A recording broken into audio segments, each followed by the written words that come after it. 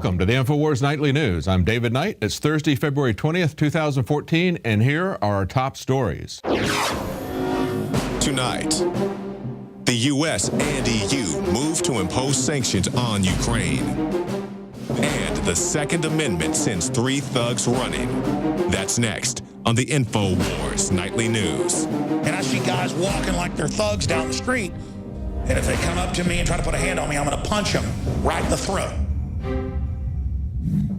Well, our top story tonight is over 100 dead in the Ukraine as the U.S. and the EU move to enact sanctions. Now, these are coming from Senator John McCain and others, and it really rings hollow that they would put sanctions against them. They're crying crocodile tears, talking about the police brutality against demonstrators. Why don't they do something about it here at home whenever they see these things happening? You know, we had John Quincy Adams say that we don't go abroad seeking monsters to destroy. We've got a lot of monsters here when it comes to protecting free speech, when it comes to reining in excessive force by the police, by the military. But of course, they've openly said that they are fomenting this revolution, supporting it, confessing that they've given $5 billion to the leaders there. We feel very sorry for the people of the Ukraine. They have a long history of oppression. They've been caught now yet again in the struggle for power between 2 different rival gangs. Now, the Washington Post reports that just about a week after we reported that the Department of Homeland Security through ICE was looking for license plate reader database proposal, now they're saying they're withdrawing that. The Washington Post reports the Department of Homeland Security is canceling the National License Plate Tracking Plan. They said this is just days after they were soliciting proposals from companies to compile a database of license plate information from commercial and law enforcement tag readers. Now, this is the sort of thing that we've seen and we're concerned about at the border. Clearly, they're not worried about illegal immigrants coming across the border, and yet we see many politicians calling for massive fences, massive border control, and others like Ron Paul have pointed out if they actually do that, they can also keep us in a country. And of course, they've shown no interest in keeping people out. But it's also a question of, do we really believe them? If we look at this other article that came out today, this is from Fast Company, and they're talking about how Cisco is now going into competition with IBM to make our highways actually information highways, really literal information highways, embedding the internet into the highway. And what they're pointing out is that they're going to have sensors embedded in pavements, license plate reading systems. Hey, how about that? It's back. Didn't go away. And social media feeds. And of course, the ubiquitous video cameras that are going to allow different agencies to share video feeds. Now, the person who wrote the article comments on it, and he says, some people may find that the AGT, that's a Swiss security firm, that the AGT and Cisco product is a bit creepy. After all, it is a traffic management system that reads license plate numbers and then integrates that into social media. Nevertheless, it's part of a much larger trend in which city, state, and federal agencies use sensors to monitor the smallest aspects of everyday urban life. Yeah, that's right. Don't worry, it's not creepy, it's just trendy. Get used to it. And then we had the Intel CEO go onto Reddit and answer questions and say, yeah, give me all of your questions, I will answer anything. Well, that is anything except questions about backdoors into their processors that the NSA can use. He pointedly was very silent about that, and the Twitterverse came back on him pretty strongly. These are some of the tweets that came back. Says, hi Reddit, I'm CEO of Intel, ask me anything except whether the NSA has backdoored our chips. Another one, CEO of Intel does a Reddit AMA. Top 2 questions are very pointed inquiries about the NSA, crickets. And then this one, my favorite. Blink twice if you're not allowed to answer this question. That's right, he can talk about his relationship with Apple, he can talk about his favorite sandwich, whatever, but he won't talk about the NSA, but we've talked about that. We've shown you their own product videos where they talk about how easy it is to dial in through the back door into someone's computer presumably for maintenance purposes, but of course that would also work for the NSA's purposes as well. Now, there's new updated information from Fukushima about radiation leaks. This is a story from VOA News. New radioactive leak reported contained at Japan nuclear plant. Now, we're coming up on the 3rd anniversary, and this is what TEPCO said today. The leak has been stopped, and it's unlikely that any of the water reached the sea, which is 700 meters away. There was about 100 tons of contaminated water. And of course, we've learned in the past that this is a regular occurrence, actually. They've had 300 tons leaking regularly for quite some time, and they said, don't worry about it, it's just the ocean, and the ocean is very big, so the radiation really doesn't matter. And here's what they said. The leak occurred because 2 valves in the storage tank were mistakenly left open. And there are, of course, other malfunctions that they didn't mention. And we see this happening in the U.S. as well. Even though we haven't had such a large event as Fukushima Daiichi, we have a very, very old nuclear power plant in Washington State, the Hanford Nuclear Power Plant. And this is a story from Mikhail Thalen. He says, whistleblower is fired after warning of danger at the Hanford Nuclear Plant. This is Donna Bush, the site's environmental and nuclear safety manager, now the 3rd high-level employee to be removed after exposing Hanford's growing dangers. And he points out in the story that this plant was built in the 1940s as part of the Manhattan Project. And this is something we're seeing over and over and over again. Nuclear power plants that came into commission that were supposed to operate for 20, 25 years. That was their design parameter. That was their licensing parameter. And then once they reached that point, they just arbitrarily expend it for another couple of decades or 30 years or 40 years. And that's what's happened over and over again at Hanford Nuclear Power Plant. And what they say is, she said that the URS gave me no reason for my termination other than, quote, unprofessional conduct, unquote. They gave me no explanation, no documentation. And he says that she joins others, such as the former head of research, who was fired shortly after his concerns prompted a federal investigation last year. And just last year, he reports, workers discovered 6 leaking storage tanks. Sounds like Fukushima, doesn't it? That were producing 1,600 times higher than normal radiation readings. And finally, for some good news, this is a story from the 10th Amendment Center. A bill to nullify a federal hemp ban in Tennessee has passed the subcommittee. This is a bill that would effectively nullify a federal ban on the growing of hemp. Now, of course, as the article points out, hemp has a lot of industrial competitors, and many people suspect that's why the DEA is banning it. It has no psycho effects to anyone. You can't get high off of hemp. It's related to marijuana, but you can't smoke it and get high. They use it for things like rope. Remember the Hemp for Victory campaign that the U.S. Navy had a video about that, fighting the Nazis in World War II. But it also is a competitor to cotton, to paper, to lumber, to pharmaceuticals. That's right. It's a lot of things that it competes with. Many suspect that's why it's been banned. But more importantly, why is it that the DEA or the FDA, for example, can ban things just arbitrarily? It took 2 constitutional amendments out of the 20-some-odd that we have for alcohol prohibition because the federal government does not have the authority to ban substances. That's why we had a constitutional amendment to ban alcohol and why another one was required to take that off again. But now they've taken the position and they've enacted acts and laws to say that everything is prohibited unless they expressly permit it. And that's the real danger here that everyone should be concerned about because it also affects people not just in terms of competition for things like cotton and wood, but it also affects people in terms of the FDA prohibiting medicine from terminally ill patients.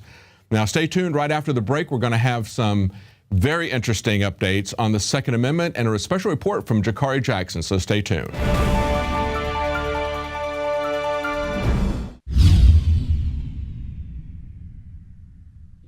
The globalist social engineers are not just targeting us with propaganda. They are manipulating our genetics. We are being targeted at every level by estrogen mimickers that lower our testosterone and other hormones and natural compounds that the body needs. After consulting top doctors, nutritionists, pharmacists, and others, we have developed what I believe is the ultimate non-GMO organic super male vitality formula sourced from powerful organic herbs and then concentrated for maximum potency. Super Male Vitality was developed to activate your body's own natural processes instead of using synthetic chemicals. Super Male Vitality by INFOWARS Life is so powerful that I only take half the recommended dose. For a limited time, we are offering 15% off Super Male Vitality at InfoWarsLife.com to introduce you to this powerful supplement. Visit InfoWarsLife.com today to secure your Super Male Vitality. InfoWarsLife.com.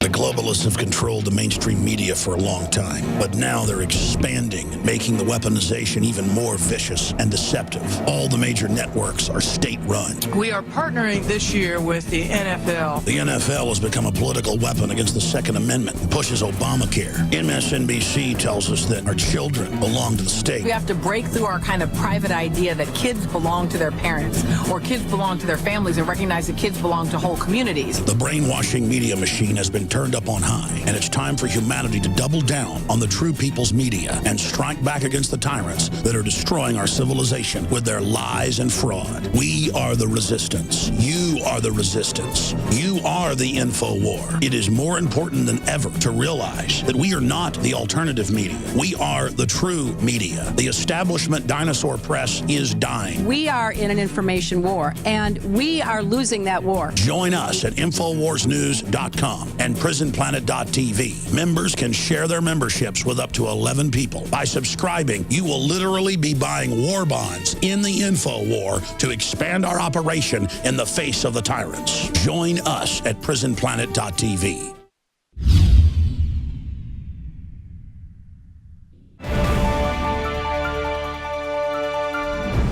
Welcome back. Now, we've reported many times here at InfoWars about the efforts to try to suppress the open carry, the legal open carry of firearms.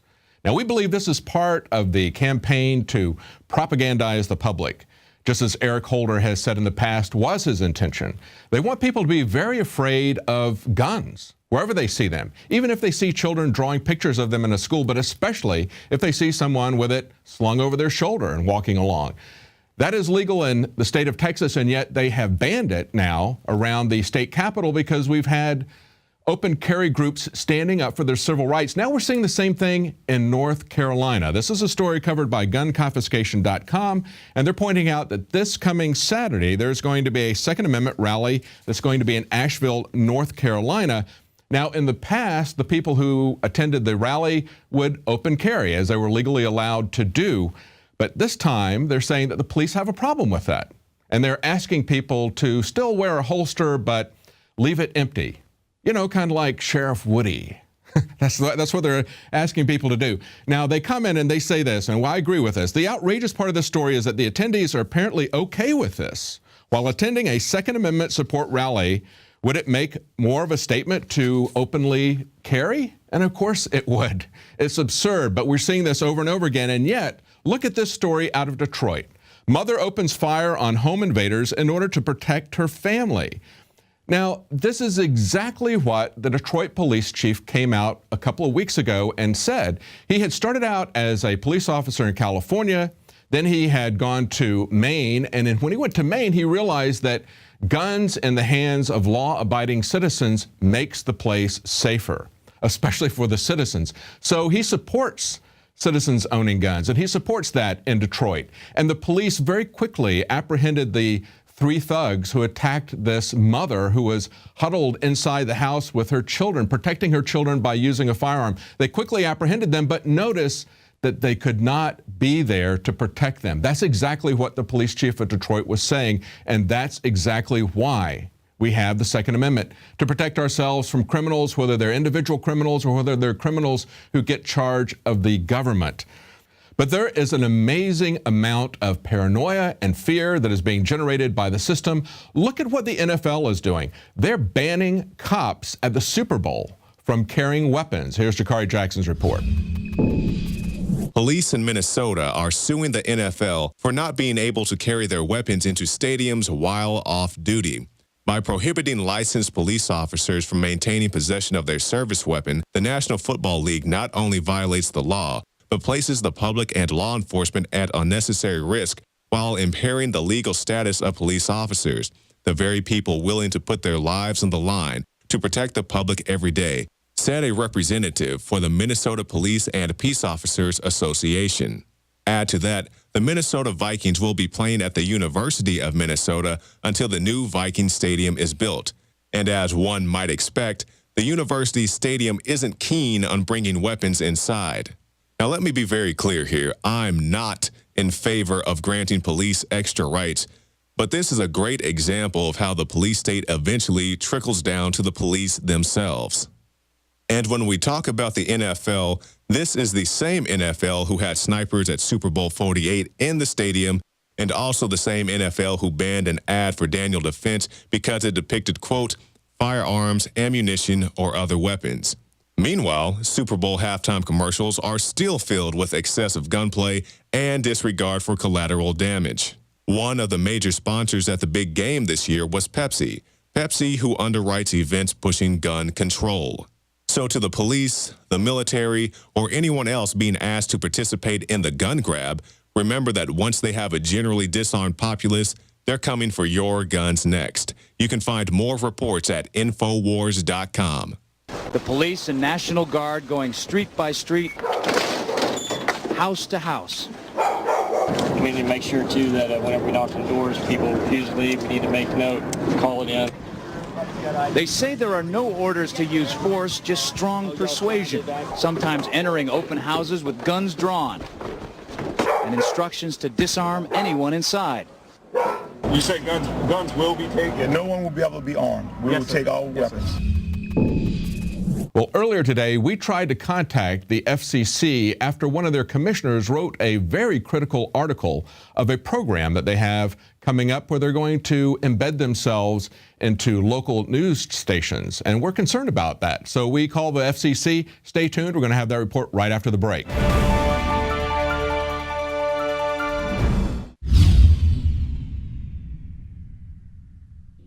Introducing Pro One. All of your filtration in one system, portable, on the go. No more do you have 2 or 3 filters to just reduce sodium fluoride. You have a system that cuts out the sodium fluoride and up to 95% of hydrofluorosilicic acid. Advanced manufacturing technology combines silver-impregnated white ceramic with new Aquamedics advanced media for removal of fluoride and other heavy metals, all in one filter element. It is the only one that does it, and out of the gates, we have it discounted at 10% off with promo code WATER. This is the only system that in one unit helps reduce or remove pesticides, herbicides, chloramines, ammonia, and chlorine, hydrofluorosilicic acid, the most common form of fluoride not covered by other fluoride filter brands, and sodium hexafluorosilicate. Get your Pro Pure with the new Pro One filter today at InfoWarsStore.com or by calling 888-253-3139.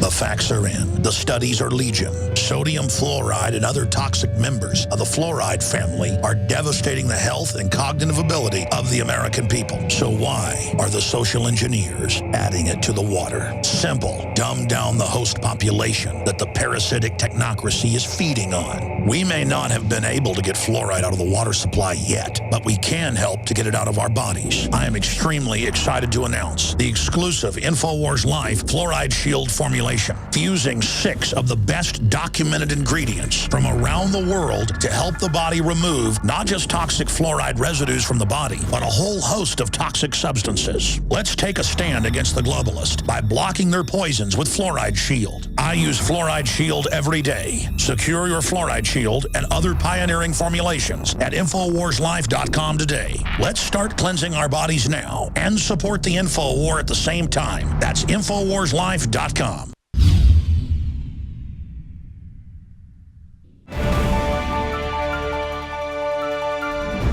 Now, as Paul Joseph Watson pointed out yesterday, a lot of us have grave concerns about the FCC's plans to send researchers into news organizations in South Carolina. They're going to begin that this spring. Now, he pointed out yesterday that a justice group warns of Obama's plan to put government monitors in newsrooms, and he was talking about the American Center for Law and Justice. Now, he also referred to an earlier op-ed piece from one of the FCC commissioners that he wrote in the Wall Street Journal on the 10th of February. And in that, the commissioner said that he's concerned about federal researchers grilling reporters, editors, and station owners about how they decide which stories to run.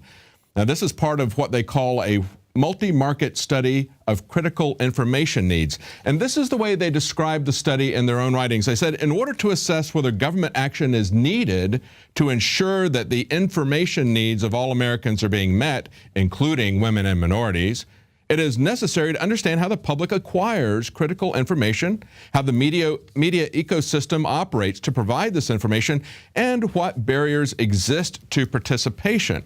And so that begs the question. It begs a lot of questions. First of all, how much are they going to spend? Are they going to intimidate people?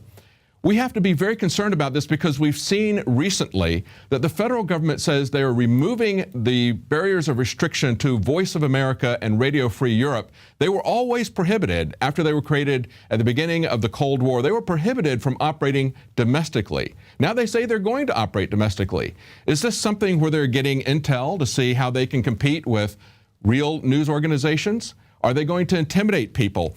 What is their definition? How are they going to measure whether information needs are being met or not? These are questions that we had, so we called the FCC, and here's what we got.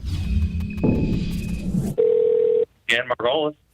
Yes. Hello, Mr. Margolis. I'm David Knight with Free Speech Systems. I had some questions about the multi-market study of critical information needs. Do you have a moment that I could ask you a couple questions? Unfortunately, I'm not at liberty to answer any questions. You're certainly more than welcome to contact our Office of Media Relations, though. Oh, okay. You were listed on the FCC press release as the person to contact. Yeah, and with respect to press inquiries, we're directing them now to our Office of Media Relations. Okay. Can you give me that information? You give me 1 second. I sure can.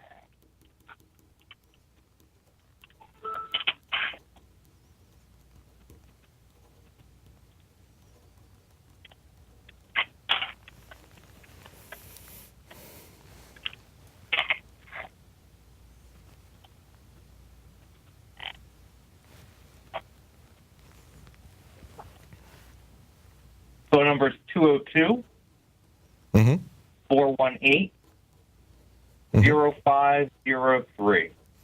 It's 202-418-0503? That's correct. Okay, great. And just one quick question. How come that changed? How come you decide not to field those questions anymore? Because we've just decided to route all of the media inquiries through that office for uniformity of response. I see. Were you having a lot of inquiries, or? A few.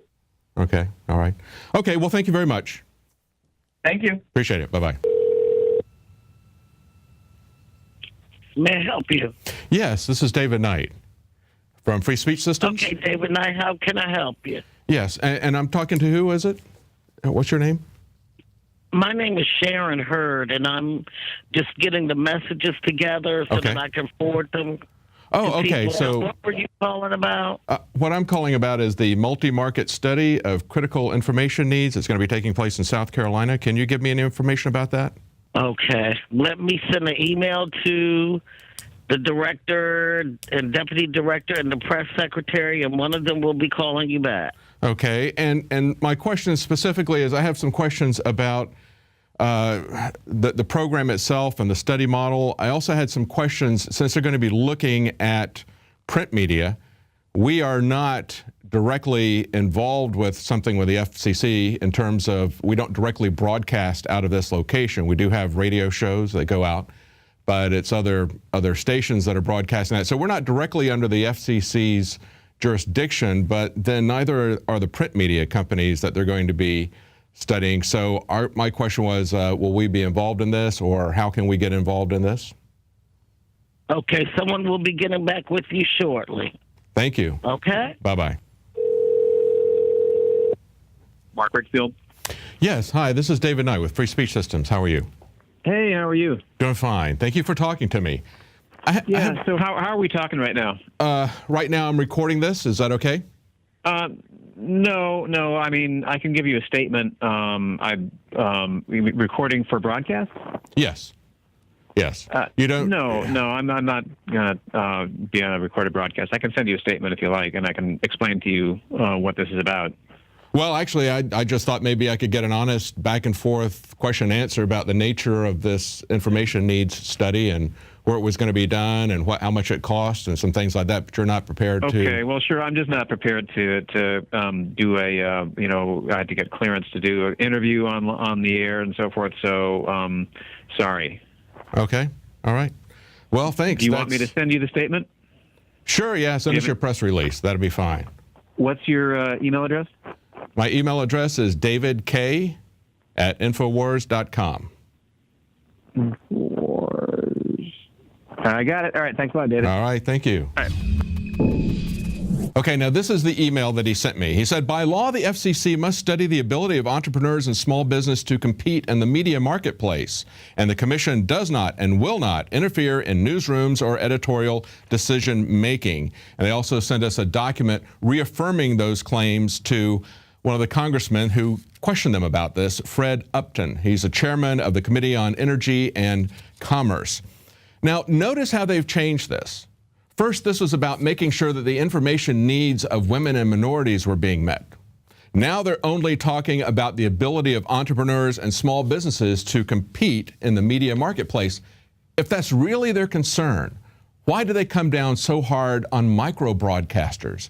Look at some of the penalties that are involved for micro-broadcasting. If you're caught doing that, you can get $10,000 for a single violation, or a single day of operation, up to a total maximum of $75,000.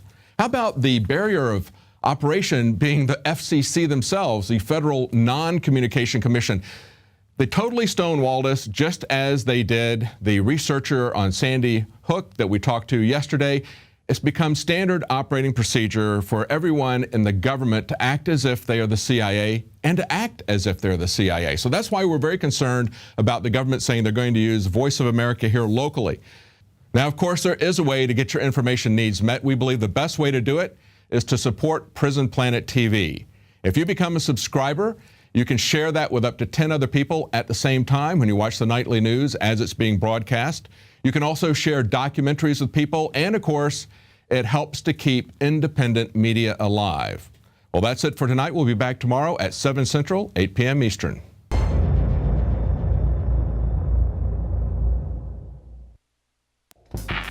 We're on the march. The empire's on the run.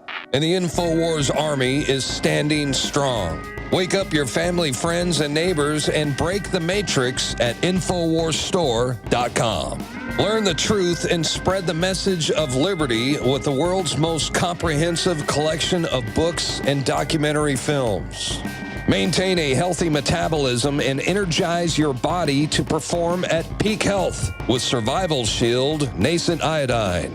Protect your family and be prepared with survival foods and emergency preparedness kits. And now you can drink safe water with your own ProPure water filtration system, which removes fluoride and other harmful chemicals from your family's water supply. Save 10% with the promo code WATER. So join the revolution. INFOWARSstore.com.